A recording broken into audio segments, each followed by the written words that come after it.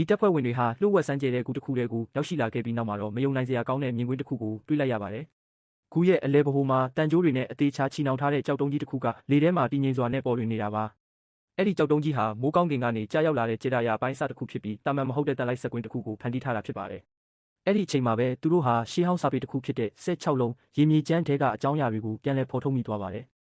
စာအုပ်ထဲမှာဖော်ပြထားတဲ့အတိုင်းဆိုရင်တော့အဲ့ဒီကြောက်တုံးကြီးရဲ့ပတ်ဝန်းကျင်မှာတည်ရှိနေတဲ့အရာတွေအားလုံးဟာကံကြမ္မာရဲ့အလှည့်အပြောင်းတွေကိုသတ်မှတ်ပေးနေတာပါ။ဒီကြောက်တုံးကြီးရဲ့ပတ်ပတ်လည်မှာတော့ရှားပါတဲ့ကြေတာရာအပိုင်းအစတွေကလေထဲမှာလွင့်ပြန်နေပြီးရှုပ်ထွေးလာတဲ့အစီရင်တစ်ခုကိုဖန်တီးထားပါတယ်။ဒီအစီရင်တွေထဲမှာတဖြူ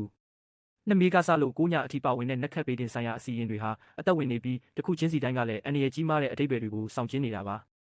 အဖွဲ့ခေါင်းဆောင်ဖြစ်သူကဒီအခြေအနေကိုသတိပြုမိသွားတဲ့အခါမှာတော့သူ့ရဲ့မျက်လုံးတွေထဲမှာကြောက်ရွံ့မှုတွေနဲ့အတူအမှန်တရားကိုသိရှိသွားတဲ့အရေးအယောင်တွေပေါ်လာပါတယ်။သူတို့အားလုံးဟာအခုချိန်မှာတော့တာမန်ကူတစ်ခုထဲမှာရှိနေတာမဟုတ်ပဲရှေးခေတ်လူတွေရဲ့အသက်ပြန်ရှင်စေမဲ့အစီရင်တစ်ခုရဲ့အလဲဗဟိုမှာရောက်ရှိနေတာကိုသိသွားခဲ့ရပါပြီ။ဒီအခြေအနေတွေကတင်းမာလာတဲ့အခါမှာတော့သူတို့ဟာဒီနေရာကနေဘယ်လိုလွတ်မြောက်ရမလဲဆိုတဲ့အရေးကြီးတဲ့မေးခွန်းကိုရင်ဆိုင်လိုက်ရပါတော့တယ်။ဒီဇလန်ကတော့ရှေးဟောင်းသုတေသနပညာရှင်တွေနဲ့စစ်သားတွေပါဝင်တဲ့အဖွဲ့တစ်ဖွဲ့ဟာအန္တရာယ်များတဲ့မြေအောက်ကဘာကိုရောက်ရှိလာတဲ့အချိန်ကနေစတင်ပါတယ်။သူတို့ရှေ့မှာတော့အချိန်နဲ့နေရာကိုချိတ်ဆက်ထားတဲ့နတ်ဆိုးတစ်ကောင်ရဲ့မျက်လုံးလို့ခေါ်တဲ့ထူးဆန်းတဲ့အရာဝတ္ထုကြီးတစ်ခုပေါ်လာပါတော့တယ်။ဒီအရာကြီးဟာတာမန်မဟုတ်ပဲအလွန်ကြောက်မက်ဖွယ်ကောင်းတဲ့ချိန်စာတွေကိုတည်ဆောင်လာတာပါ။ဒီနေရာကိုရောက်လာတဲ့သူတိုင်းဟာအဲ့ဒီနတ်ဆိုးမကြီးကိုပြန်လဲရှင်သန်လာစေဖို့အတွက်ပူဇော်ရအဖြစ်ပေးဆက်ရတော့မှာပါ။ဒီအဖွဲ့ရဲ့ခေါင်းဆောင်ကတော့အခြေအနေတွေကိုသတိထားမိပြီးသူ့အဖွဲ့သားတွေကိုအမြန်ဆုံးသတိပေးလိုက်ပါတယ်။ဒါပေမဲ့အချိန်ကနောက်ကျသွားခဲ့ပါပြီ။အဲ့ဒီအရာဝတ္ထုကြီးကနေထွက်ပေါ်လာတဲ့ပြင်းထန်တဲ့စွမ်းအင်တွေဟာပတ်ဝန်းကျင်တစ်ခုလုံးကိုလွှမ်းခြုံသွားပါတော့တယ်။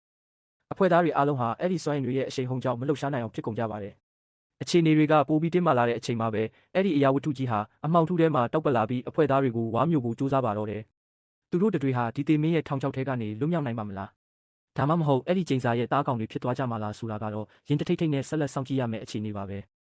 အမှောင်ထုဖုံးလွှမ်းနေတဲ့နေရာတစ်ခုမှာစစ်တီအဖွဲ့သားတွေဟာလမ်းပြောင်းနေတယ်လို့မျိုးအထက်ကိုမောကြည့်နေကြပါတယ်။သူတို့ရဲ့မျက်နှာတွေမှာတော့ထိတ်လန့်တုန်လှုပ်မှုတွေအပြည့်အဝရှိနေကြတာပါ။အဲ့ဒီအချိန်မှာပဲအလင်းရောင်တောက်ပနေတဲ့အကောင်လေးတစ်ကောင်ကသူတို့စီကိုပြန်တန်းလာပါတယ်။ဒီအကောင်လေးရဲ့အန္တရာယ်ကိုတီးလိုက်တဲ့အတွက်ကြောင့်စစ်တီတယောက်ကလက်သီးကိုတင်းတင်းဆုပ်လိုက်ပါတယ်။အဲ့ဒီနောက်မှာတော့သူကဒီအကောင်လေးကိုရန်သူလို့သတ်မှတ်ပြီးတားဆီးဖို့ကြိုးစားလိုက်တာပါ။ဒါပေမဲ့သူမျှော်လင့်ထားသလိုမဖြစ်လာခဲ့ပါဘူး။ဒီအကောင်လေးကသူ့လက်ဖွားထဲကိုဝင်ရောက်သွားပြီးတော့အစိတ်တင်တယ်လို့မျိုးဖြစ်သွားခဲ့ပါတယ်။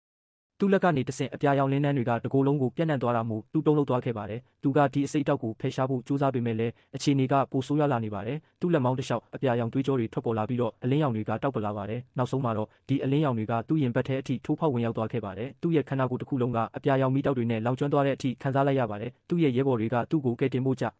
ကိုးစားပေမဲ့အခြေအနေကထိမရတော့ပါဘူး။အပြာရောင်မီးတောက်တွေကသူ့ကိုဝါမြူလိုက်တဲ့အခါမှာတော့သူဟာအော်ဟစ်လိုက်ပါတယ်။ဒီအလင်းရောင်တွေကအခြားသူတွေစီကိုလည်းကူးဆက်သွားမှာကိုသူတို့ကြောက်ရွံ့